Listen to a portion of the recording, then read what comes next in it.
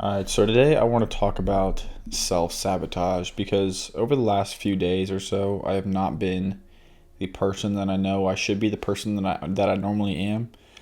And it's led me to realize that, well, first of all, it's impossible to be perfect. And second of all, even when you are doing your very best to be the best version of yourself, there's days, there's strings of days, there's weeks even where you just don't match up to who you know you can be. And I haven't done anything like terrible during this time. I've just been, just things feel like they're not moving as fast or moving as smoothly as they should be right now.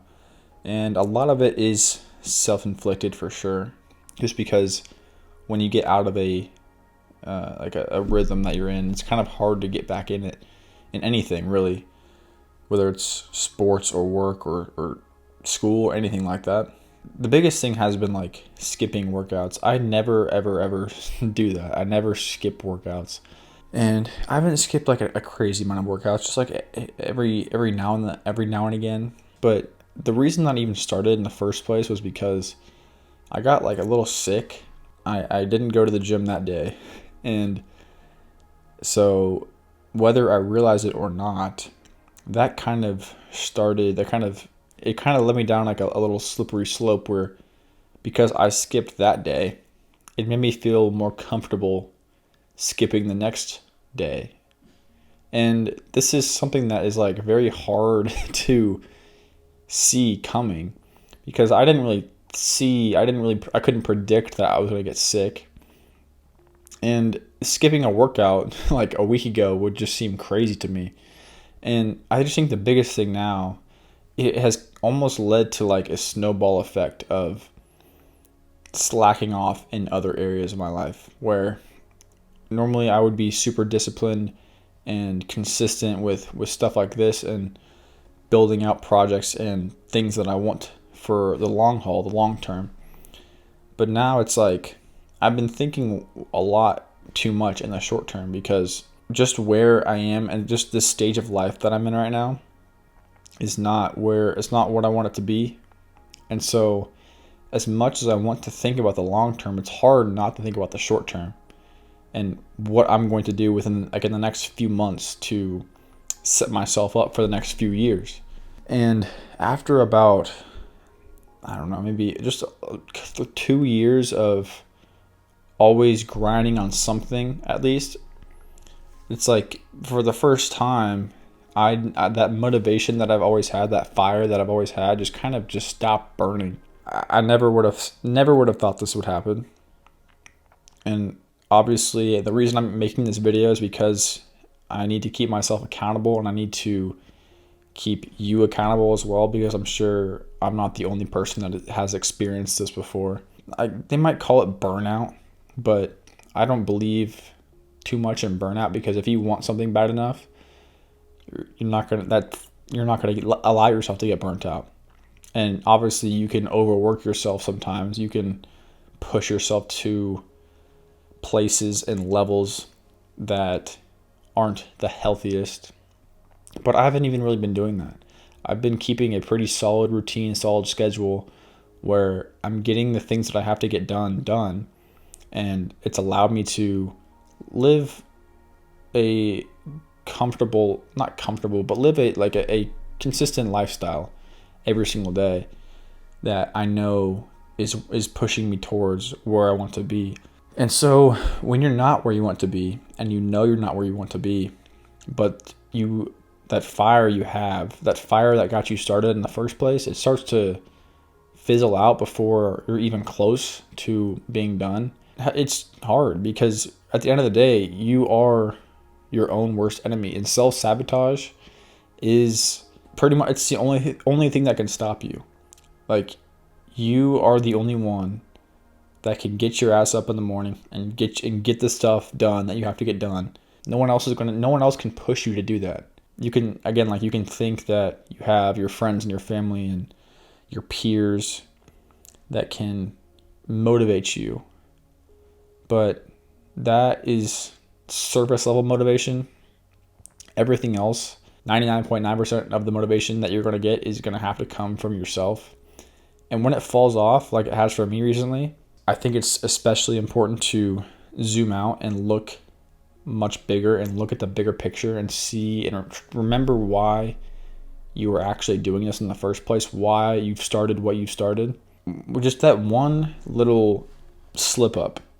I won't even call it a slip up. Like this one little event, me getting sick, skipping a workout, has led to me skipping more workouts, stagnating mentally, not getting the ideas that I normally get, and forgetting what it felt like to have that persistent grind like every single day, and that drive every single morning when I wake up to just get stuff done. I just didn't have it.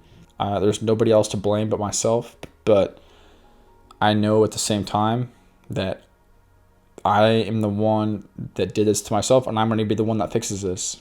And I think, again, it comes down to like comparing yourself to other people and looking at how other people are doing. Because when I look at other people in this like YouTube space that are making videos and posting stuff, there's some things that they can do that I can't.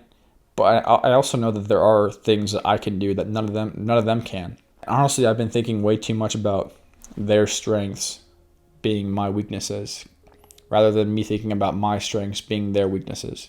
The people like in the online business space where they make a bunch of their money teaching other people how to make money online. You have a guy, he runs a business, he finds a business model that works, and then he uses it for a little while, and then he packages it up into a course or a product or anything, and he sells it to his audience or her audience. But then at the end of the day, the person who sells that course, they're not using that business model anymore. They're making all of their money teaching other people how to make that business model or how to make it work. I'm not like hating on this or anything. I'm pointing it out. But the fact that I cannot get myself to do that. I don't think I could do that in the first place because I don't have enough knowledge to package up a business model plan and sell it to people. But even if I did, I wouldn't do it. I just couldn't do it. It wouldn't feel right. And this could very well be an excuse that I'm just making for not being rich yet. Just a culmination of all these different things. It all starts in my head, and it starts in your head.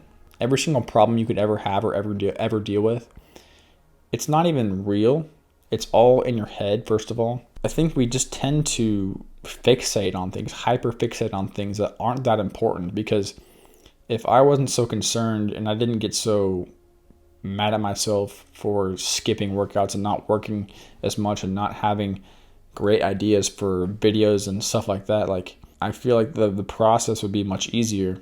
But at the end of the day, we all just want to help people. We all just want to make the world better. I think when that is your goal, it's not going to be easy. It was never meant to be easy when you're trying to do something that is out of the ordinary, that is not easy. It's not, you can't expect it to be easy. And I've realized that constantly over time, where everything's going smoothly. I feel like I'm in a rhythm. I'm moving forward, and then just I hit a wall. But then after those walls, I've had multiple of these periods before, but not to this extent. But after those periods, I always end up coming out much faster and much harder and much more driven than I was before. And so that's what I'm going to do now. There is literally nobody that can stop you except for you. There is nobody that can push you to where you need to be except for you. No excuse will ever be able to justify where you are or where you aren't. You have complete and total responsibility over your life, and what you do with that is completely up to you. What you do with your life, where you end up in 1, 2, 3, 4, 5, 10 years from now, where you are right now is entirely you. You made the decisions in the past. You are going to make the decisions in the future. And that's just how it is. You cannot blame anybody else for where you are right now or where you're going to be or where you were in the past. There's no point, and it's just not useful at all.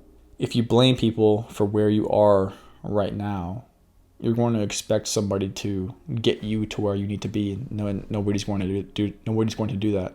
But at the end of the day, you need to be there for yourself. You need to be the one when things just aren't feeling right, when you just don't have it figured out.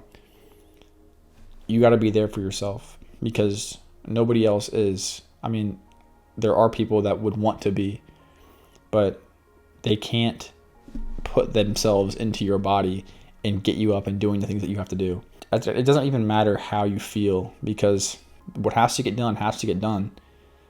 And the things that have to get done don't care about if you feel sad or you feel tired or you feel unmotivated. They're just there waiting to be done. That's why I think discipline is the most valuable asset you could ever have, because it truly is the purest form of self-love. Because you are sacrificing what might feel good now for something that is much better later. It requires you to do hard things now, while understanding that these things that you do now, the hard things, are setting you up for easy things later. It is hard. It's not easy to be disciplined. It's not easy to hold yourself to an extremely high standard and expect yourself to perform at a high level at all times. It's just, and if you are in some sort of rut right now, I highly encourage you to be much more generous than you ever have been before. Tip people at restaurants. Just give people things. Give away things that you might normally hold on to. And I think when you do that, when you just have that sort of abundant mindset of just, I don't care if I don't have that much money right now, I'm going to tip this waiter nicely, or I'm going to give that homeless person on the street a $20 bill, even though it's the only one I had. Not only does this feel good, but it's almost like you are storing up good karma in your karmic bank account, and you're kind of just storing good fortune for later. That's all I got to say, really. I just wanted to come on here and talk about this because it's been really prevalent in my life recently, and it might be prevalent in yours as well. So if you have any questions or comments, you can leave those in the comments below. But thank you for watching. Hope you enjoyed this video. Peace out.